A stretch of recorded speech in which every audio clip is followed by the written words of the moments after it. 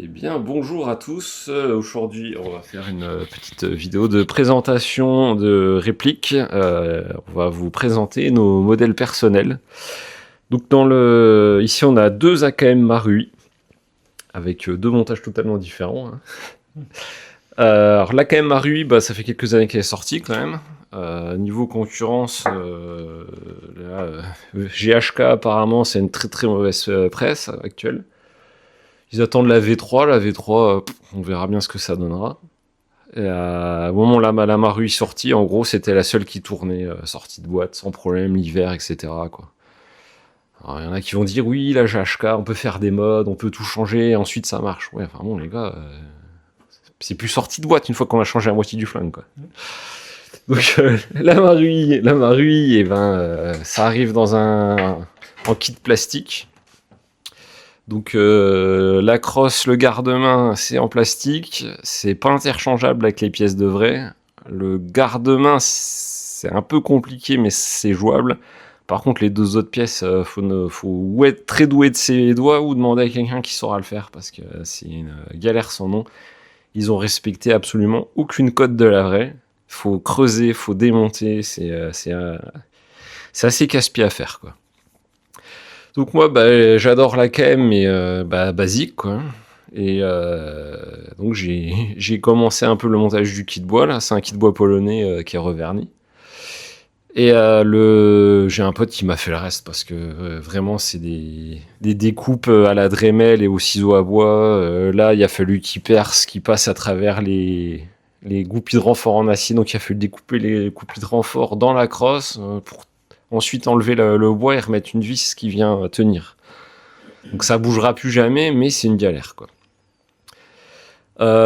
Après, de ce qui est de la mécanique, moi j'ai rien changé dedans, à part le joint au pup.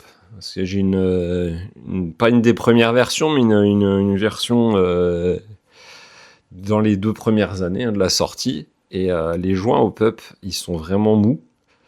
Ils soulèvent pas au-delà de la 0,25. Voilà, donc c'est bien, mais sur le GBB, c'est mieux d'avoir plus lourd quand même. Ça reste plus stable. Et donc là, j'ai voulu monter au moins en 28. J'ai dû aller chercher un autre joint. Donc après, vous regarderez dans les commentaires, je vous mettrai les quelques marques qui y sont conseillées, hein, globalement. Dans les groupes GBB techniques, etc., ils conseillent à peu près tous la même chose, hein. Et en 50 degrés, il me semble que j'ai pris.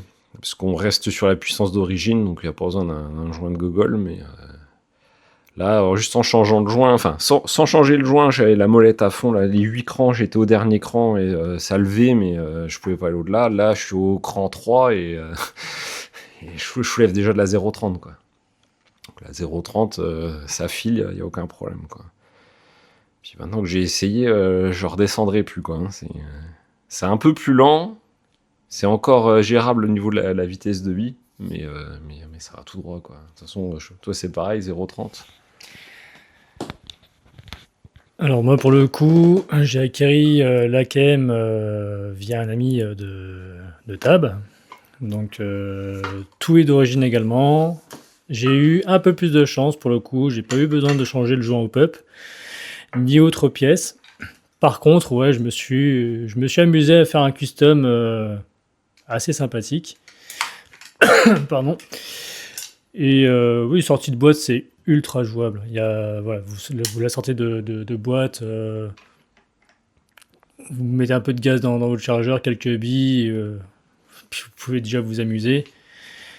Donc j'ai pas grand chose à ajouter par rapport à ce que Tab a dit sur la présentation de la sienne. Donc je vais lui relaisser la parole, puis après ça on passera sur mon petit custom. Hop, merci. Ouais, le seul truc un peu modernisé que j'ai sur celle-ci, c'est un montage polonais qui se monte directement sur le canon. Donc c'est un montage de vrai, ils n'ont pas encore copié celui-ci. Et ça permet de monter des lampes Surefire. Donc là, c'est une copie de Surefire AliExpress à 25 €. Voilà, ça sort peut-être 300 ou 400 lumens, il me semble, À peu près. dans la description. Aucun problème, ça marche. Ça dénature pas trop le truc. Mais j'ai une lampe, parce que c'est quand même galère de jouer dans le noir sans lampe. Voilà, je voulais pas scotcher sur le flingue, donc j'ai quand même j'ai sacrifié un peu le look, mais voilà, ça reste discret. Donc là, on voit le gaz tube. Le gaz tube, il faut faire des découpes monstrueuses. Il reste moins d'1 millimètre de matière à certains endroits. Le pote, il me l'a fait, il a galéré comme pas permis. Salut Thomas, hein il se reconnaîtra. Mais bon, voilà, j'en suis content. Comme dit, j'ai rien changé, pas de canon ni quoi que ce soit. Il y a absolument rien à faire là-dessus. On part sur du Marui, quoi. Il y a pas à se casser la tête pour avoir un truc qui fonctionne, quoi. Pour les chargeurs, moi j'ai pris des Bike Elite. L'Ossich, lui, il a des couleurs acier. C'est très bien. Ouais, pareil, j'en ai aussi. Les Bike Elite, ils sont très beaux, ils sont super chers. C'est au lieu de.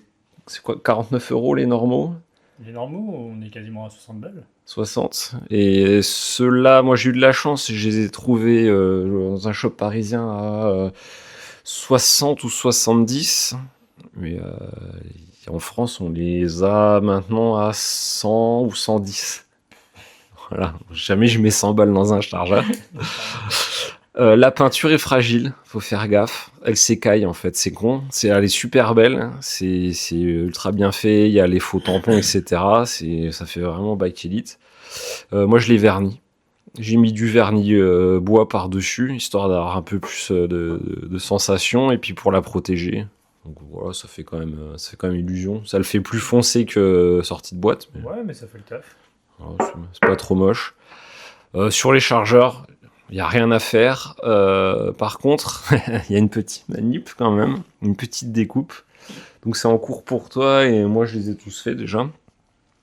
À l'intérieur du chargeur, donc c'est pareil, ils appellent ça le Green Gas Mode. On a un tube, merci, en laiton. Et le tube de laiton, il protège la valve de surremplissage et aussi il limite un peu la quantité de gaz. Donc avec le tube, on est limité à 30 coups, pile poil. En gaz, vraiment, on peut pas tirer beaucoup plus que ça, peut-être 3-4 coups et après on est à sec. Enfin, 30 coups sans baisse de puissance, quoi. Alors c'est très bien l'été, sauf que l'hiver, ça marche moins bien. L'hiver, si on arrive à faire 25 coups, c'est déjà bien. Voire faut mettre des gaz un peu plus brutaux, genre du 150 PSI. Donc moi j'essaie toujours de jouer sur du 110, 130. On arrive à jouer à 130 l'hiver. C'est ce que tu m'as conseillé. Justement, j'ai du 116 pour l'été et environ 130 ou 135 PSI pour l'hiver. Voilà. Et une fois qu'on a viré le tube, on peut couper. Alors il y en a qui coupent la moitié. J'en connais aussi qui coupent totalement le tube. Voilà, le mec il dit ouais, on peut tirer quasiment 2 chargeurs, mais faut compter 20 secondes, sinon on peut avoir des problèmes avec la valve de surremplissage. J'ai ok, moi je prends pas le risque, j'enlève un tiers, ça me permet de tirer 35-40 coups, donc de vider un chargeur à coup sûr, même l'hiver. Voilà, c'est une manip, ça prend 5 minutes. Faut juste pas le faire à l'intérieur pour pas se faire buter par madame. Ouais. Petite parenthèse. Le tube il est en laiton, ça se coupe super facilement, scie ou Dremel, remonté, fini. Voilà. Au niveau entretien, il n'y a rien à faire dessus. Les joints, c'est des trucs modernes. Je ne sais même pas ce que c'est la matière, c'est pas du caoutchouc. C'est un joint? Ouais, mais c'est propylène ou je sais pas quoi, j'en sais rien, faut rechercher. J'écrirai en bas de l'écran, mais voilà, il n'y a pas de problème avec, il n'y a rien à faire dessus. On prend le gun, on joue et c'est parti, quoi. Hop. Tu veux reprendre? Je vais juste revenir sur l'histoire des chargeurs. J'avais pu jouer pour la première fois avec cette réplique il y a environ 3 ou 4 semaines. Et on a un terrain où il y a un tout petit peu de poussière de terre. Quand on s'amuse à glisser sur les fesses pour entrer dans une tranchée, forcément, la terre rentre dans la dome pouch. Quand on a les chargeurs qui sont dedans, ça prend un peu de poussière de terre, ce qui est logique et normal. Et j'ai demandé un petit conseil à Tab pour le nettoyage, parce que bon, voilà, je suis on va dire assez novice dans le milieu du gaz. Et il m'a clairement dit, voilà, ne t'embête pas, tu prends de quoi te dépoussiérer à sec et ça passera très bien. Donc du coup, c'est ce que j'ai fait. J'ai rejoué ce lundi et honnêtement, les chargeurs marchent du feu de Dieu. Il y a strictement rien à dire. Juste, faut pas s'étonner quand on charge le gaz au niveau de ces chargeurs. Ça marche pas comme sur certains chargeurs de PA. Sur les chargeurs de PA, on entend le petit. Alors, je sais pas si ça entendra l'imitation du gaz qui rentre. Si. Ah ouais. Ouais. Ok, super. Et quand on charge justement, pour en revenir sur l'histoire des chargeurs de l'AKM, bah, on voit qu'il y a de la perdition de gaz en extérieur, mais faut pas s'inquiéter, le chargeur se charge très très bien en gaz, ça a une bonne tenue, on est sûr de faire au moins un chargeur complet même en été. En hiver, bah, on verra avec du gaz un peu plus balèze, et puis voilà quoi. Mais sinon, non, c'est une très très belle, une très belle machine. Tu n'avais pas parlé du canon interne? Non. Ok. Pas Donc du on a un canon interne d'environ entre 10 et 15 cm si je dis pas de bêtises. Ouais, c'est quelque chose comme ça. Ouais. Donc pas besoin d'en mettre plus. Pour la simple bonne raison, ça va augmenter la puissance. On n'est pas là non plus pour trouver les copains. Et en vrai, allez, l'ayant testé, bah, d'abord j'ai testé celle de Tab plus d'une fois jusqu'à ce qu'à un moment donné je craque. C'est ouais non que c'est testé, approuvé. Ah, c'est limite satanique, hein, mais en vrai, ouais, la tentation elle est dure, elle est dure. Mais ouais, on a une portée d'origine entre 50 60 mètres, sans trop abuser, hein. En bonne condition, sans vent, sans rien. Et là, je parle bien avec de la 0,30. Pourquoi t'as. Alors, pourquoi je voulais customiser une AKM? Alors, d'origine, c'est beau, c'est mignon. Mais ouais, je suis un peu fan de tout ce qui est un peu milieu PMC russe, corps africain et compagnie. Et je suis tombé sur une bête de photo. Donc dessus, je me suis calé une crosse PT5 de chez Vitech. Et donc en plus, j'y reviendrai à la marque. La crosse, elle coûte environ entre 120 et 130 euros, trouvable sur Upstore et sur d'autres sites hein, également. Le B10M, donc la partie basse du garde-main, je l'ai trouvé sur Naturabuy pour 50 euros au lieu de 80 ou 90 euros sur un site neuf. Et le capot, ce fameux capot, donc c'est un B33 si je ne me trompe pas. Introuvable sur tous les sites français et en Europe. Je l'ai trouvé sur un site vraiment pas digne de confiance, quelque part en Asie. Je me suis dit, j'espère que je vais l'avoir, j'espère qu'ils vont pas se planter, et j'espère avoir les vis, parce qu'en fait, sur la photo de présentation, il y avait juste le capot, mais il n'y avait pas les vis, et dans la description, c'était juste marqué que c'était en aluminium, marque Vitech. Ok. Un peu de sueur. Au final, quand j'ai récupéré le colis, j'ai dit, ouais, c'est bon, il y a tout. Je vais m'empresser à monter ça, et en vrai, je suis pas du tout déçu du montage. Ça fait son petit poids, mais bah, surtout avec le silencieux à l'avant. Mais non, franchement, c'est une belle bête. Alors, ce que j'ai ajouté en plus, c'est que bah, c'est une clèche 2P, donc sur AliExpress. Le seul petit défaut, je pense que ça se verra un peu à la caméra, c'est que c'est pas tout à fait aligné par rapport à l'alignement du canon. En vrai, je vais être honnête avec vous, je m'en fous un peu. Après, certains puristes vont dire mais moi je préfère que tu sois droit, machin. Chacun voit midi à sa porte. J'en ai eu pour à peu près 40 balles la lampe. Il y a le switch également déporté sur le côté. La poignée, c'est une RK5 de chez 5KU, trouvable sur Taiwan Gun. Et de la même marque, le PBS1 qui est un Spitfire Tracer qui se monte naturellement sur la AK. Et à savoir qu'il y a une bague, un adaptateur, faut surtout pas le monter à l'envers parce que bah, sinon le silencieux il a tendance un peu à branler sur le bout du canon. Là, je vous dis honnêtement, ça tient du feu de Dieu, il n'y a pas de souci. Les billes elles sortent sans aucun souci, à savoir qu'il y a un canon interne également dans le silencieux. Donc non, franchement c'est une très belle réplique. J'ai même pu jouer dans cette condition-là. On sent que ça pèse à l'avant, mais ouais, non, les billes, elles tracent sans aucun problème sur, comme je vous ai dit, hein, environ 50-60 mètres, avec ou sans silencieux. Donc, non, c'est vraiment que du bonheur. Et puis, pour agrémenter le tout, j'ai mis une petite Maverick de chez Vector Optique. Ça fait le taf. Donc, il y a la possibilité d'avoir une rehausse pour l'avoir un peu plus haute, pour ceux qui veulent mettre un magnifier. Je voulais le mettre en version basse pour que ce soit pas trop dénaturé. Et donc voilà. Concernant la crosse, j'y viens aussi. Dans la boîte, nous avons la crosse avec un talon d'origine. Et ils fournissent également un talon un peu plus mastoc, facilement démontable avec 3 vis à laine. Le talon de crosse est réglable en hauteur. L'appui-joue, pareil. C'est également réglable sur la longueur. Le petit bouton là est aimanté. Il y a de quoi accrocher une sangle ici. Et nous pouvons également la replier sur le côté. Alors j'ai un petit défaut avec la mienne, c'est que le petit bouton qui est sur le côté là a tendance un peu à déconner. Mais en jouant avec, ça se remet en place. C'est totalement... Ouais, c'est un gros custom de gogol, comme dirait Tab. Mais voilà, c'est une petite réplique assez sympathique. Donc je sais pas quoi dire de plus, à part... merci de me l'avoir fait tester avant l'achat. Ah, c'est ça aussi le truc, c'est qu'il faut tester pour savoir apprécier le truc, parce que en vidéo, on voit les gens, ils tirent et tout, ils disent ouais, c'est bien beau, mais bon, j'ai déjà eu l'occasion avant de tester des JBB, et les JBB, ça marchait pas, faut être honnête. J'ai vu l'Inoka dessus, 2008. Pas connu. C'est une mécanique Western Arm, et ça marche pas. Et c'était une usine à gaz, c'est le cas de le dire. Ça finissait pas le chargeur, il y avait un cooldown assez impressionnant. Le début de rafale ultra rapide, ça ralentissait, ça tirait de plus en plus bas, de moins en moins fort. Il y avait pas d'op-up réglable, c'était un merdier pas possible, on était à plus de 1000 balles. C'était pas jouable.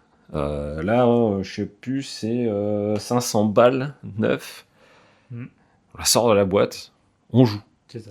Il n'y a rien à faire, il n'y a pas de valve de réglage à acheter, il n'y a pas les chargeurs à désosser, acheter des joints particuliers, il n'y a rien à faire. C'est acheter, jouer.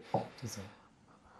C'est quand même bien. Après, il y en a, ils vont nous dire oui, mais le corps, il est en alu, c'est pas génial. Ouais, moi aussi j'aime bien l'acier. Mais quand on l'a acheté, il n'y avait rien d'autre, de toute manière, de fiable. VFC, ça vient seulement de sortir. C'est tout. Peut-être les prochaines, ça sera des VFC pour ma part, mais ça me fera pas vendre celle-là. Moi, je sais que celle-là, l'hiver, j'ai joué, il faisait 2 degrés. Je suis passé aux 150 PSI, je crois. C'était la fois quand tu avais joué avec tout le groupe. Ouais. Et, un pote, il a bricolé un testeur de gaz. Il a une valve, il a un manomètre et il peut savoir combien sort le gaz sur une température. Je crois le 150 PSI sortait 100 ou 105 PSI à la température là. C'est pas négligeable. Ça marche très bien. Avec du 110 l'été, il y a des marques, genre tous les M4 VFC, on en connaît, les mecs ils sont au 130 PSI, ça a du mal à tourner, quoi. Là, on est au 116. Et surtout au niveau du gaz... Au niveau du gaz, il est vraiment conseillé de prendre du gaz sec. Ça évitera d'avoir des résidus pâteux, dégueulasses. Déjà que, faut être honnête, avoir un GBB, c'est pas uniquement se dire « ouais, j'ai une réplique qui tire comme du vrai ». Il y a un minimum d'entretien. Quand j'ai mis un minimum d'entretien, c'est un peu de démontage, faut comprendre comment ça fonctionne, faut surtout regarder où les pièces frottent, où ça a tendance à claquer. Je vais déjà prendre la partie là. Donc cette partie-là, elle a tendance à prendre des coups, donc forcément, faut pas hésiter à graisser un tout petit peu avec le doigt. Et au niveau de la culasse, c'est pareil, on voit que ça frotte au niveau de la base, on voit que ça frotte également au-dessus. Donc tous ces petits points de frottement, faut surtout pas hésiter à graisser. Alors après, il y a des graisses spécifiques.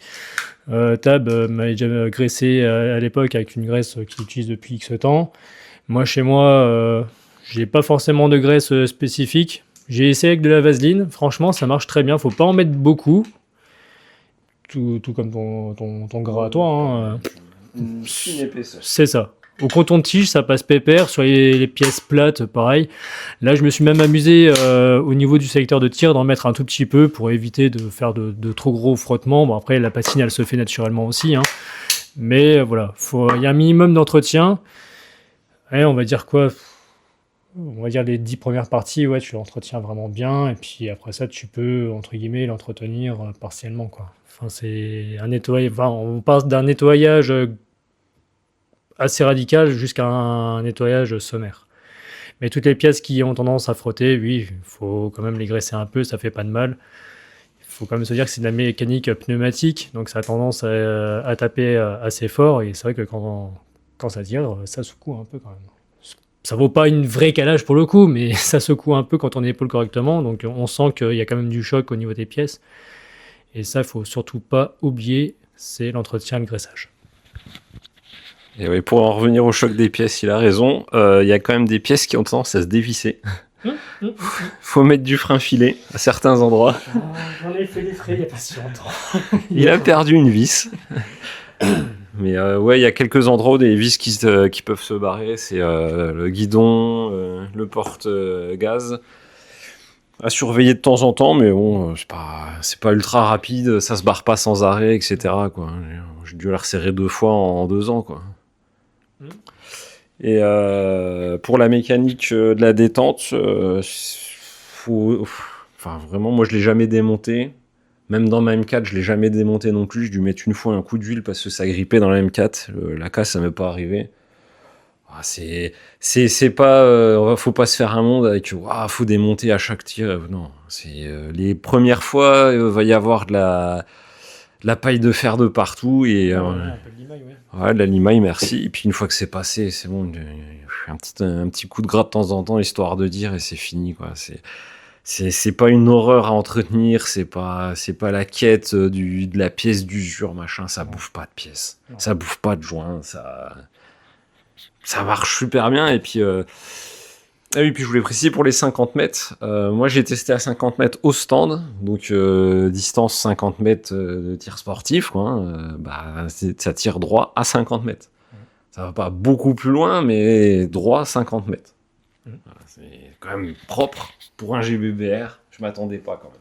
Alors moi-même qui est aussi tireur sportif, j'ai pas eu l'occasion de l'emmener au stand. Par contre, on a un petit terrain au sein de notre groupe. Merci Pierre pour nous confier ce terrain. D'une position jusqu'à haut de la cime des arbres, on est à environ une 50aine de mètres aussi, et franchement ça tire très très droit, il y a vraiment strictement rien à dire. Il y a encore, moi je suis en zone ouverte, donc dans un stand de tir, il faut quand même se dire que c'est assez confiné par rapport au vent. Mais déjà si Tab de son côté en stand de tir, ça fait du 50 métrique, c'est du 50 métrique, basta, on cherche pas à comprendre, il faut juste avoir un bon gaz, une bonne marque de billes et ça passe pépère. Je voudrais juste encore passer sur le niveau mécanique. Il y a la possibilité de changer des pièces au niveau du gaz tube, ce genre de choses, mais par contre, voilà, d'origine, à savoir qu'on est sur une cadence réelle, voire même quasi réelle. Quasi réel. Voilà. Là, je peux faire une démo. J'ai mis le mode tir à vide.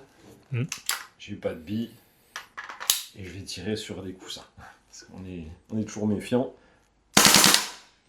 Voilà.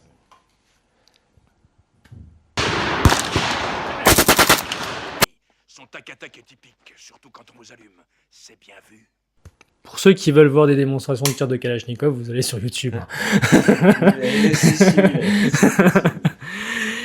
Donc en fait, il y a la possibilité de changer tout ce qui est gaz tube pour avoir quelque chose d'un peu plus lourd ou plus léger, je ne sais plus exactement, tu me corrigeras. Il y a les deux. Il y a les deux, ok. Et honnêtement, ça change totalement la cadence de tir, surtout en rafale. Bon, après, forcément, si on commence à changer de la pièce interne, il faut penser à changer aussi d'autres pièces, parce que forcément, les autres pièces vont prendre un coup un peu plus violent. Donc, ouais.